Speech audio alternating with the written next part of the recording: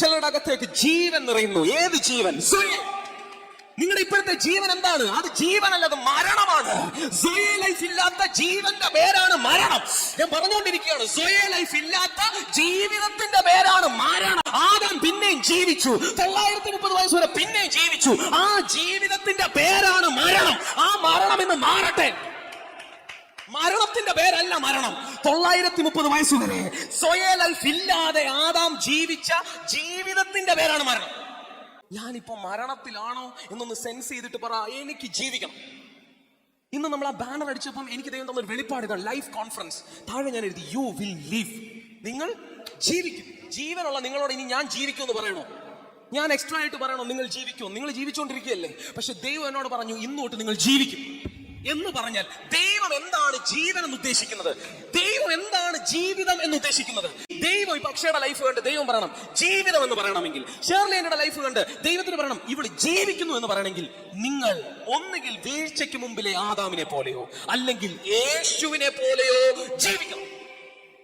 ജീവിതം എന്ന് ദൈവം പറയണമെങ്കിൽ പൗലോസ് അങ്ങളുടെ ലൈഫ് കണ്ടാൽ ദൈവം ജീവിതം എന്ന് പറയത്തില്ല. പൗലോസ് അങ്ങളുടെ ലൈഫിന്റെ അകത്ത് ദൈവത്തിന്റെ ജീവിതം ഇറങ്ങി വന്നിട്ട് ആ ജീവനാൽ അങ്ങൾ ജീവിച്ചു തുടങ്ങുന്നതിന്റെ ജീവിതത്തിന്റെ പേരാണ് ദൈവത്തിന്റെ കണ്ണിൽ ജീവിതം. എല്ലാവരും പറഞ്ഞ, ദൈവത്തിന്റെ ജീവനാൽ ഞാൻ ജീവിക്കണം. ദൈവത്തിന്റെ ജീവനാൽ ഇന്ന് തൊട്ട് ഞാൻ ജീവിക്കാൻ പോകുകയാണ്. നിങ്ങൾ അത് വിശ്വസിക്കുന്നുണ്ടോ? അത് വിശ്വസിക്കുന്നുണ്ടോ?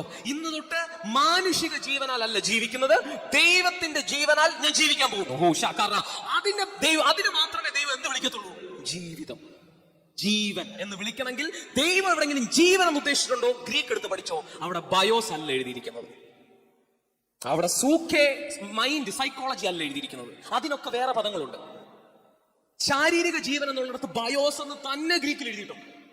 മാനസിക ജീവൻ എന്നുള്ളിടത്ത് സൂക്കെ എന്ന് തന്നെ എഴുതിയിട്ടുണ്ട്. ഇത് രണ്ടും എല്ലാവർക്കും ഉണ്ട്. എന്നാൽ മൂന്നാമത്തെ ഒരു കാര്യം യേശുവിൽ ഉണ്ടായിരുന്നു. യോഹന്നാൻ 1:4 എഴുതിയിരിക്കുന്നു, അവനിൽ ജീവൻ ഉണ്ടായിരുന്നു. എന്താണ് യോഹന്നാൻ 1:4? അവനിൽ ജീവൻ ഉണ്ടായിരുന്നു. ജീവൻ മനുഷ്യരുടെ വെളിച്ചമായിരുന്നു. ഹല്ലേലൂയ. വെളിച്ചം ഇരുളിൽ പ്രകാശിക്കുന്നു, ഇരുളോ അതിനെ പിടിച്ചടക്കിയില്ല.